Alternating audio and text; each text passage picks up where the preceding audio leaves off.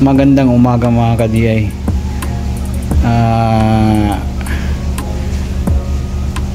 Almost 1 month na siguro hindi ako nakapag-upload ng video guys tungkol sa electric fan. So dahil busy, maraming ginagawa. So ngayon guys, marami akong electric fan na nandito sa working place ko. Ang daming binaba. Yan, mayroon sa ilalim yan, mayroon dito yan.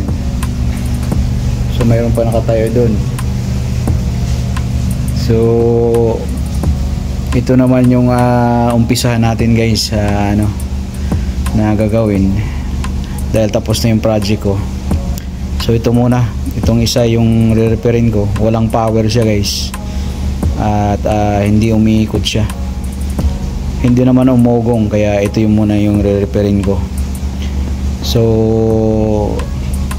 tune in lang kayo mga DI at huwag ninyong kalimutan mag-subscribe, tapos pindutin ang notification bell para updated kayo sa aking mga video guys. So papakita ko sa inyo ang gagawin ko rito mga ka-DI. One eternity later.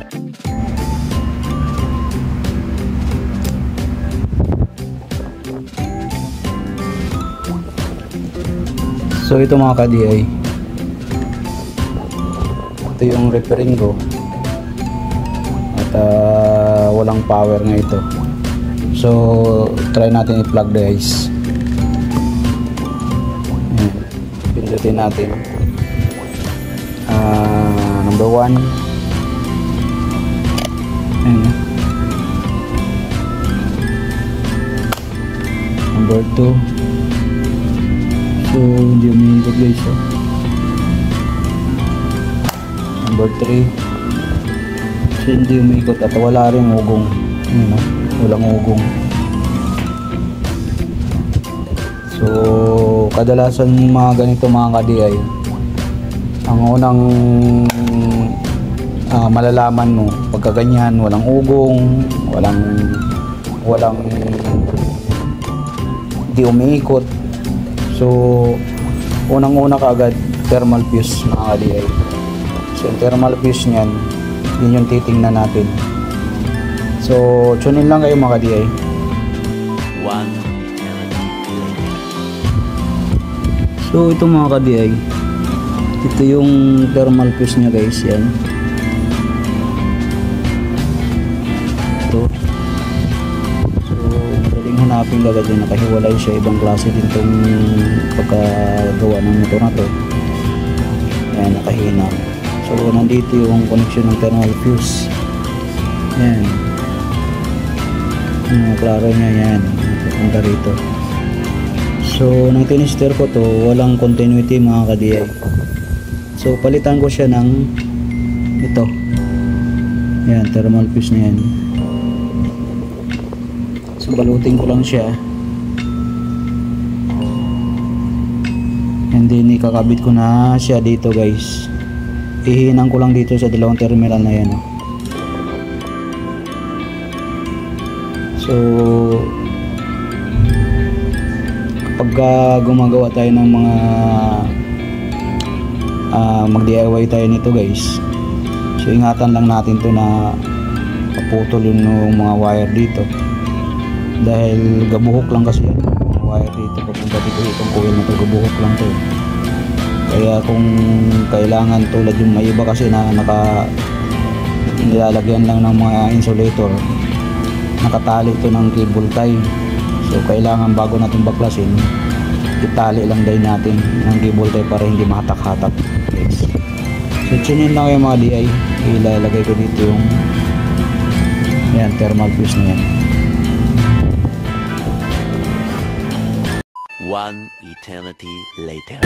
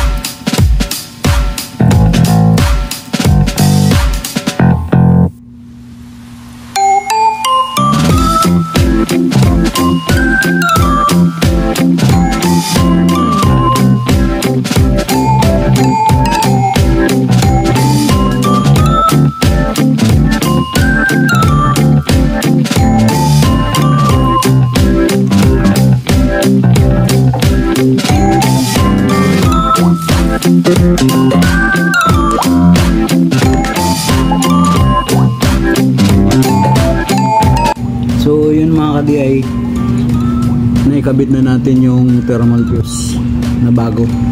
Tinanggal natin yung luma. Ito, yung luma. So nandito na yung bago, nakabit na natin yun.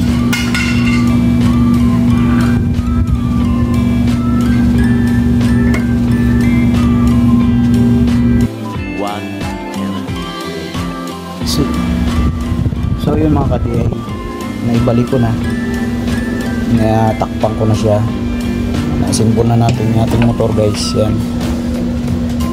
So ito na lang yung kapasitor, ito hindi ko pa naibalik. Yan, dito yan ilagay. So titistingan natin mga ka-DI kung gumagana ba siya. Papakita ko sa inyo guys para malaman niyo kung gumagana o hindi.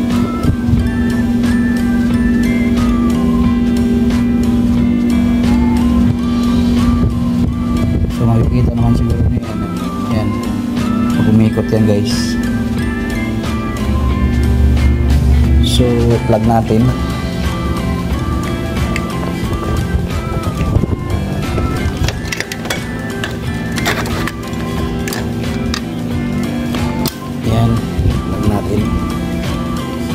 And then pindutin natin yung 1 guys. Yan.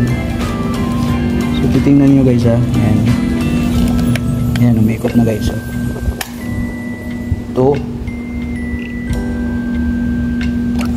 Yan, umikot na siya. 3. Yan.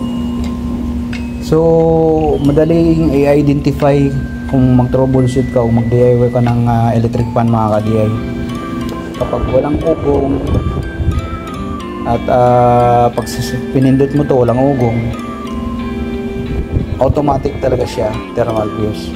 Pero kung isaksak mo siya, naka-plug siya, then pinipindot mo dito at umuugong siya, ibig sabihin marumi lang yung busing niya at shafting, kailangan linis lang yan mga ka-DI.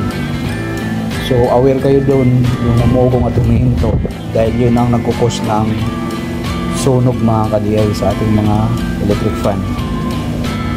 So yun mga ka-DI, at ilagay ko yung takip ngayon at titistingan natin. So yan mga ka-DI, nasimbol ko na, hindi ko pa lang nilagay yung takip para matistingan natin guys, para makita nyo na okay na yung ating electric fan. So plug natin guys.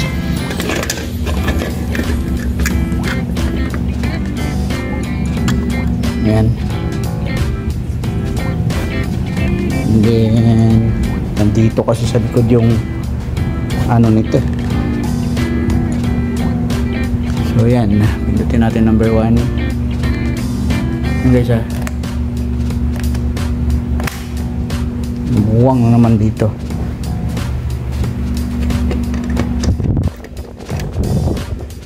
Ayan. Pindutin natin number 1 guys. Yan. Yan.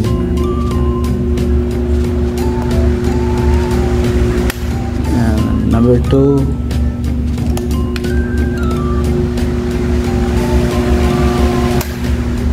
Number 3.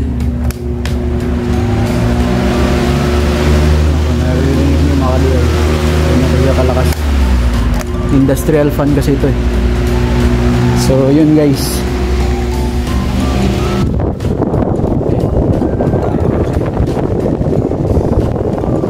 Ito guys, ito ang aking video.